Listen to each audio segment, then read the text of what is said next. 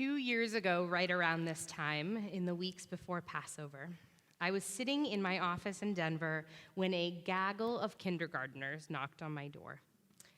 They'd been learning about the 10 plagues, and they were so excited to show me what they'd been working on.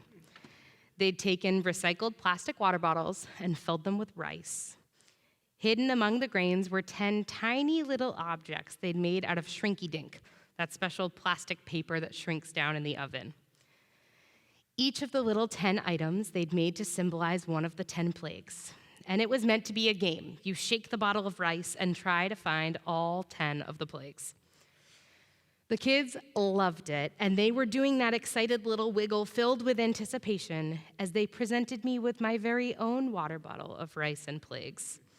They were so proud. They'd made it special just for me, Rabbi Jordy written across the top in big squiggly letters. That water bottle of rice lived in my office with me for over a year until I packed up to move out here when I finally threw it away with a wave of guilt. It stayed mostly because how do you part with a sweet little gift from 5-year-olds?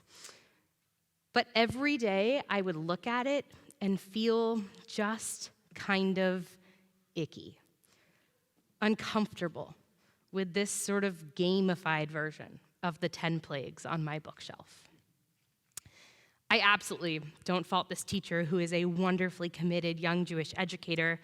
She'd created the project based on the Seder experiences she'd grown up on, which I'm sure parallel so many of our own, with some kind of silliness around the 10 plagues. Flying plastic frogs, ping pong balls as hail, flickering the lights for darkness. Anyone ever have the little 10 plague finger puppets? It's sort of a strange thing we've done with the plagues. Taken these very real, tangible, and objectively terrible things that happened to a group of people and made them into something cute and silly. We often pause in reverence for the 10th plague, the death of the firstborn son, but all 10 of them deserve serious attention. Imagine the terror of the darkness, the blood, the pain of the boils, the incessant buzz of the insects, the loss of food and livelihood brought on by cattle disease. But somewhere along the way, the plagues became fun. I think and definitely hope that the intention wasn't bad, that this context for the plagues is mostly a result of the fact that this happened so long ago and so far removed from our world. It's easy to not truly internalize what these plagues must have looked like and felt like when they're so far from our consciousness. How quickly those firstborn Egyptians dying in the darkness can feel like characters in a story, actors in a movie who at the end of the scene grab their things and head home to their lives. But when we stop to think about it, we can see differently. There's also the possibility that by softening the plagues, by making the reality less harsh, we make it easier to reckon with the fact that terrible things happen to other people on our way to freedom, peace, and security. While over time we may have distanced ourselves from these plagues, earlier generations understood it. They took it seriously. The great rabbis of our tradition didn't write about putting 10 plague puppets on our fingers. They taught us to dip those fingers into our wine, to pour out some of our abundance, to diminish our joy, to acknowledge that there's real pain here. The rabbis didn't throw the Passover story away. They didn't say this is too terrible to read. And they also didn't regret our freedom. They said we need to find a way to hold both, to unapologetically march to freedom while feeling empathy for those harmed on the journey. This year, all the more so. This Passover, we have a lot to hold at once. But that sensation of piling our arms high with conflicting feelings and thoughts isn't new, certainly not for the Jewish people. Throughout our history, ancient and modern, we've held space for so many seemingly conflicting things to be true all at the same time.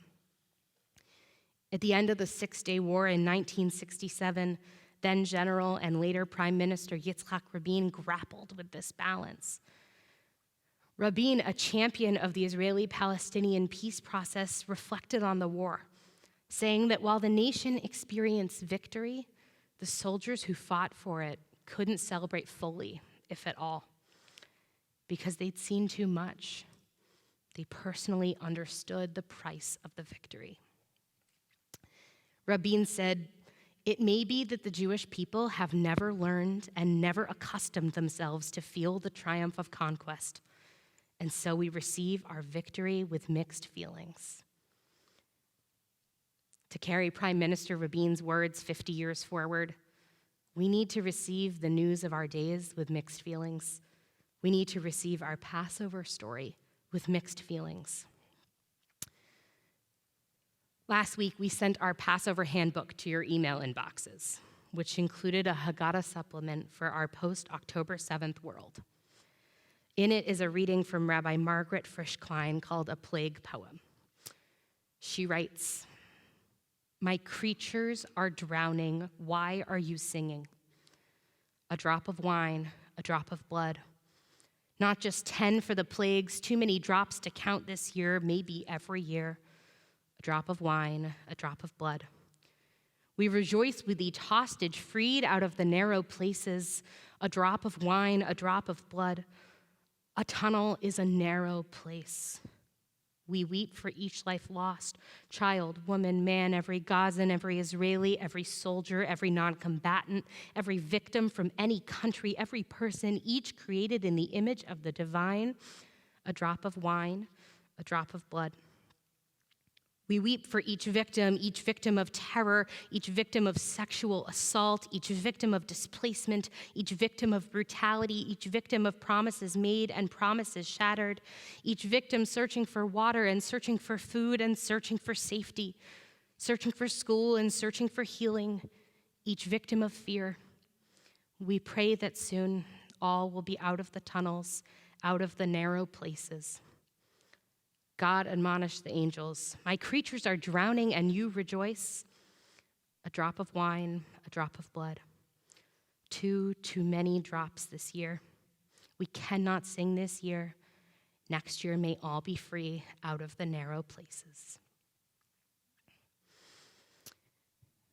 I think we need these words this year. We need these words, and we need to pour out our wine to diminish our joy, to acknowledge the deep pain of our times. And maybe this year, inspired by this poem, we even offer 2 drops of wine for each plague, one for our times and one for the times of our ancestors, as we pray that next year all will taste the sweetness of freedom, redeemed from narrow places. This is our Passover prayer. Shabbat Shalom.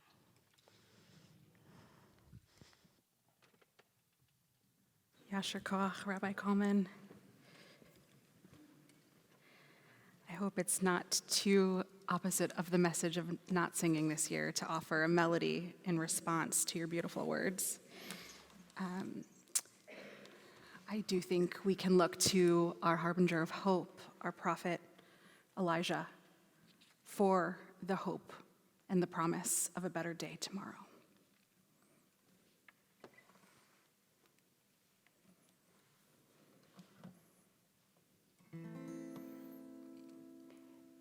Eliyahu Hanavi, Eliyahu Hatishbi, Eliyahu Hagiladi, Eliyahu Hanavi, Eliyahu Hatishbi, Eliyahu Hagiladi. Eliyahu Hanavi, Eliyahu Hatishbi, Eliyahu Hagiladi, Eliyahu Hanavi, Eliyahu Hatishbi, Eliyahu Hagiladi. Bimehera